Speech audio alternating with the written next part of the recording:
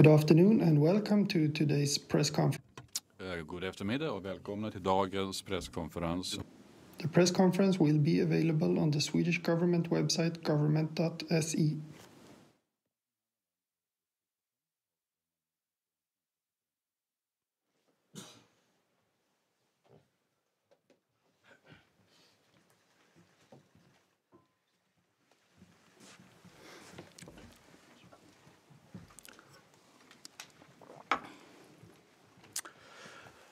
Monsieur le Président, Emmanuel, bienvenue en Suède. Welcome to Sweden, President Macron. And Sweden has, as everybody knows, very long, strong historical ties that bind us together. We, both of us, share the conviction of the importance of the European Union for our continent and the realization that NATO is crucial for peace, security. And I highly value the very early and the very clear support for Sweden's NATO membership that has been shown by Emmanuel Macron personally. We are now living in a world with a deteriorating security situation, mostly because of Russia's war against Ukraine, but also organized crime and cross-boundary terrorism impact both our countries and require more collaboration. In only 2 days, we will meet with all our colleagues in Brussels again at the European Council in order to agree on the long-term support for Ukraine by Europe. And before the European Council, we could agree, as you know, to initiate EU membership negotiations with Ukraine. President Macron has an impressive tradition of occasionally presenting speeches concerning Europe's future, not infrequently at Sorbonne in Paris. I particularly appreciate the speech in Bratislava that paved the way for the decision on the future of Ukraine in the European Union. France and Sweden will today renew the strategic partnership in innovation for sustainable, digital and resilient societies. And in Swedish, a fairly complicated name, no doubt, but the term innovation is at the heart of the strategies for both countries and for the industry of both countries. If Europe will be able to compete with the US and Asia, we need to effect change. There is no natural law that says that technology industry will grow the most on the American West Coast and the Chinese East Coast. Both our countries' startup companies show that Europe has that capacity as well. For that reason, it's very positive to see that we deepen our relationship within 3 areas: nuclear power, forestry and security. During the climate summit in Dubai, France and Sweden signed a global letter of intent to triple global nuclear power by 2050 as an important part of the transition to fossil fuel-free economies. In Sweden, we were out early with a national nuclear program.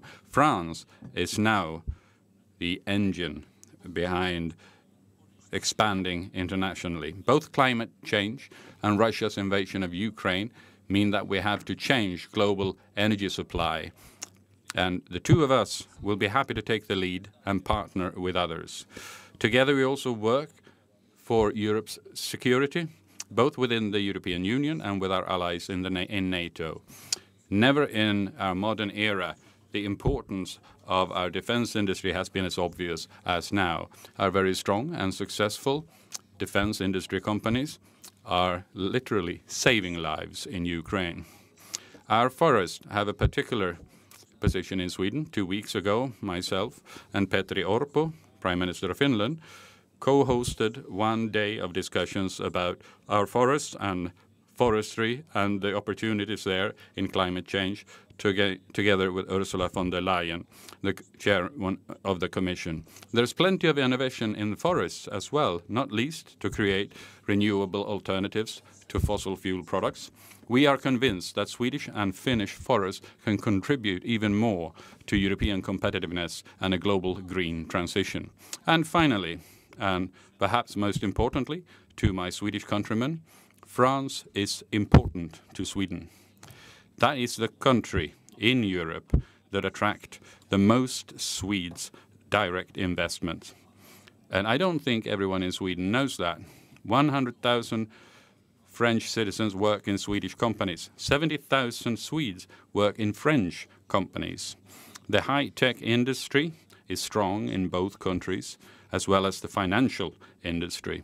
So we do not only have strong historical ties to talk about at this meeting, but also major future projects. France is a European superpower that more than most is part of shaping the future of Europe.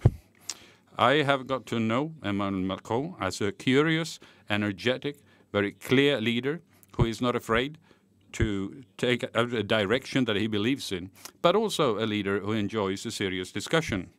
Our long lunch in Paris at the beginning of the Swedish presidency set a tone that I truly appreciate. We don't agree on everything, we rarely do, but I do value that you, over and over, formulate a vision for the future of Europe at a time when so much is at stake and where our joint values need a strong voice. Thank you so much, and welcome. Monsieur le Président. Merci beaucoup, Monsieur le Premier ministre. Thank you. Thank you, Prime Minister, dear Ulf. Ladies and gentlemen, first and foremost, I would like to thank you for the warm welcome given to me and my wife and the French delegation, the members of the Parliament, given to us here in Sweden by the Prime Minister. Currently, we have signed a partnership agreement between France and Sweden, this bilateral innovation partnership, which we initially signed in Gothenburg in 2017. And this was the foundation of our partnership, and now we are strengthening the partnership with financial, economic, and industrial partnership, which is a bilateral partnership, but also European partnership. We have about 22 billion euros, which is a significant figure, and this is much more than the French exchange with India, which I recently visited. And this is just to emphasize the importance of the cooperation between France and Sweden. And tomorrow, during the forum which will be taking place tomorrow, we'll be able to show, once again, emphasize the importance of this partnership. And as you said, this is also demonstrated in the number of jobs in the respective country. We have also decided on certain guidelines when it comes to deepening our cooperation within the fields of nuclear power in order to phase out carbon dioxide, trying to move towards a more carbon neutral economy. And this is something which we're focusing on tomorrow when we'll be traveling to Lund. We have also our scientific cooperation, which will be launched there. We have several projects, inter alia at Sorbonne, which you mentioned from 2016-17, which was about French-Swedish cooperation, but there'll be other fields of cooperation, and we'll be signing some agreements on that tomorrow. This will be a supplement to the cooperation agreement signed by us today. This is obviously about Europe, and I'm thinking about our research, space research cooperation, where two countries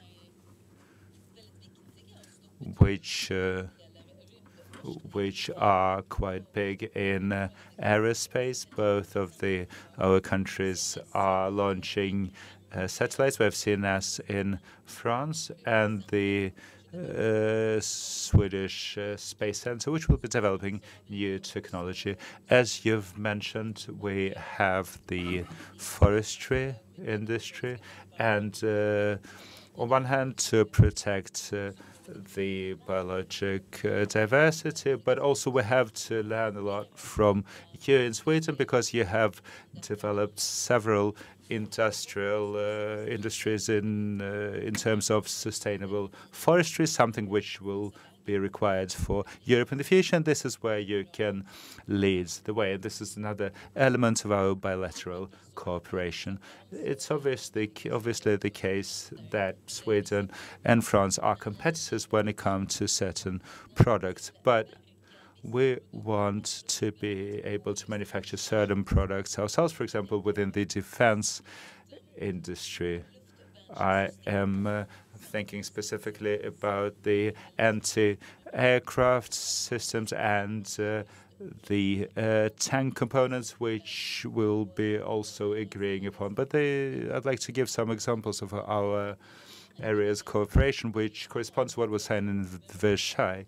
We want to achieve a more independent Europe with strong positive growth, which also will be stronger in the future, with independent decisions which could be made or will be made in Europe. And this is this period in which we signed this partnership agreement today. When it comes to security policy, defense policy, international strategy, I would like to emphasize that we cooperate very closely between our two defense forces, and this is also something I will be discussing during the continuation of my visit at Karlberg. I would also like to thank Sweden.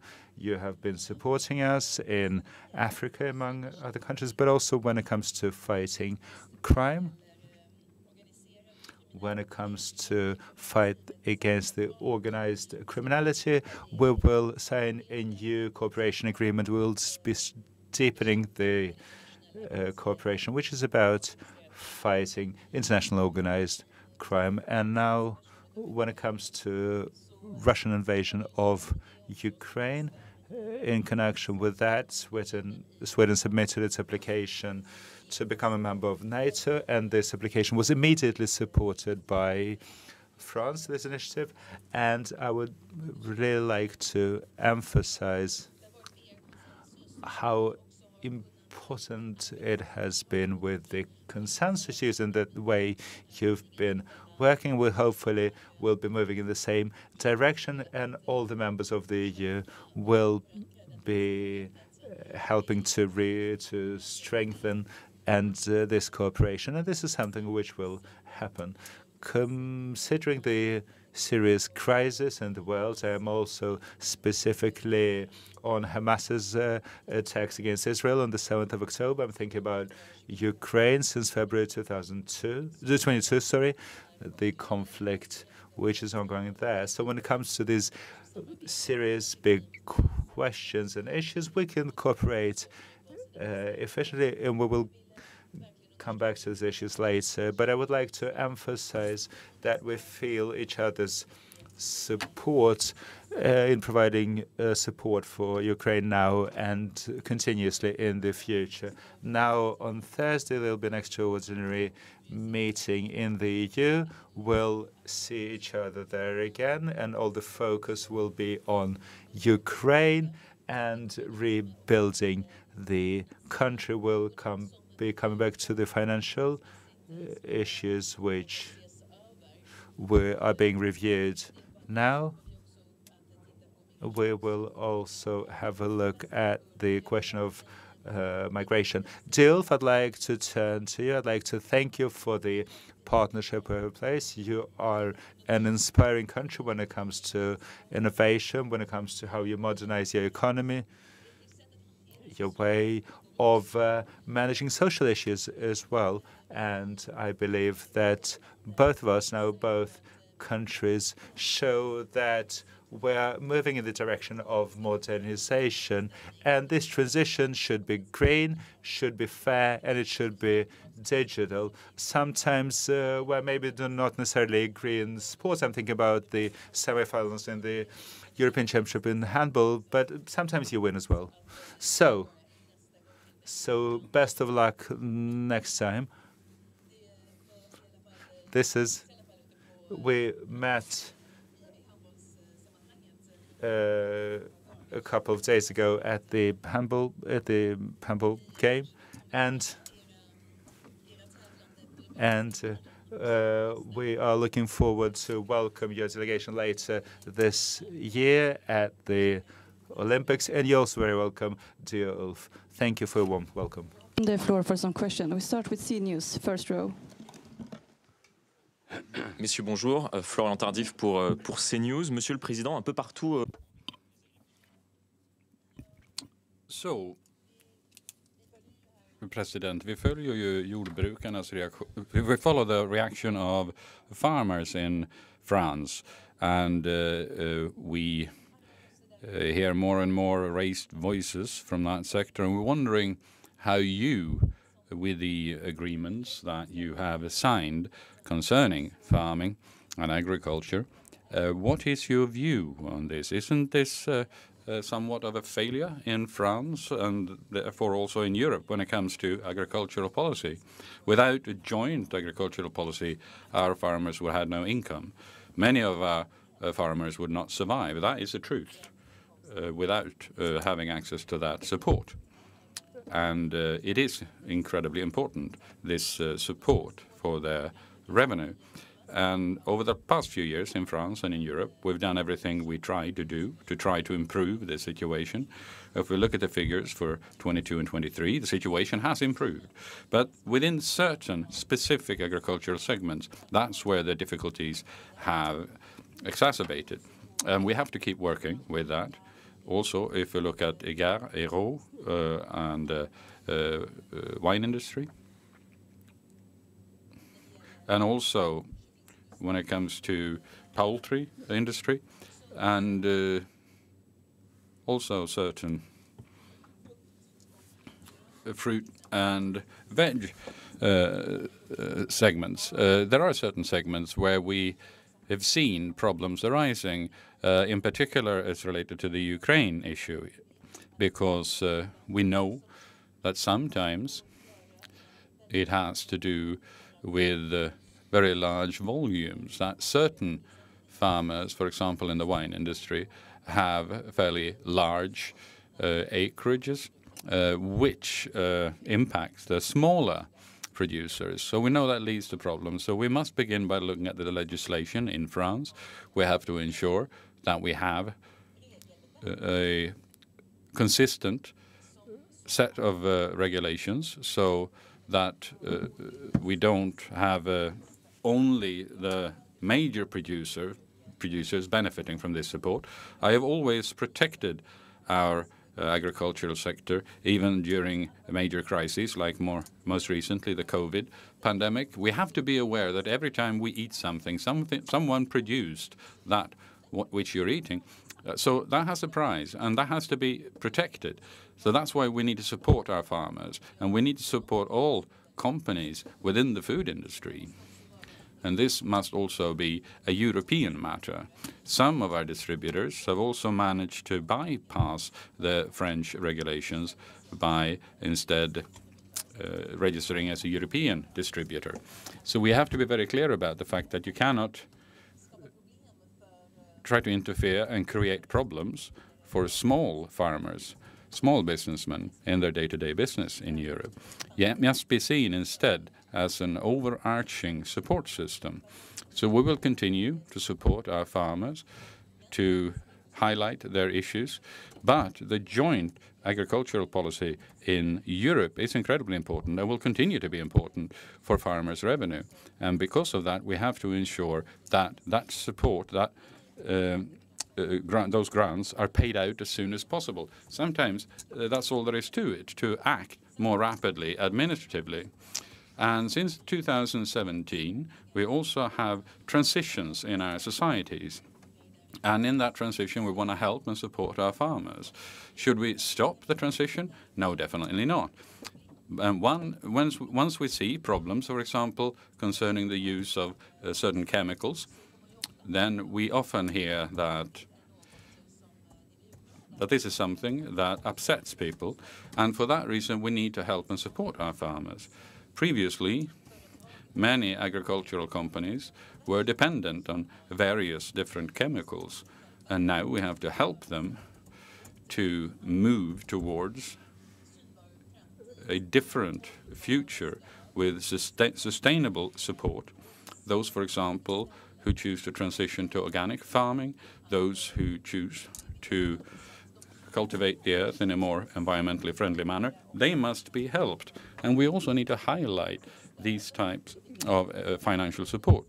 And there are, after all, several segments that have seen a revolution over the past few years, and they managed to make more money than they did before and managed to improve their quality of life. Of course, we have to look at this in depth.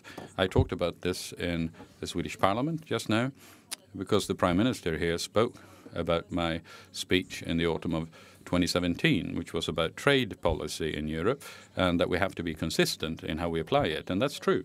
Of course, we want to have a free trade-based Europe with free trade, but we will also need to safeguard our domestic producers. So when it comes to our farmers, we also need to look at how we manage the import and export of produce in order not to see unfair balance arising. In Canada, for example, where we entered into an agreement, we managed to structure this in a better way. And we've seen how positive that has been for our farmers and our agriculture. And most recently now with Chile or New Zealand, we've signed a trade agreement where we simply asked reciprocal regulations. So what we have in one country should also apply in the other country. It should be bilateral agreements. And when it's something that we are opposed to, because that's something that's somewhat dated, if you like, because Mercosur, those countries on the other side of that partnership need to comply with the same rules as we do in France, and that is unsustainable. And that is why we in 2022 in France have enacted a new law that we can no longer give antibiotics to poultry, because they do that in certain countries. They simply use antibiotics in order for the poultry to grow faster.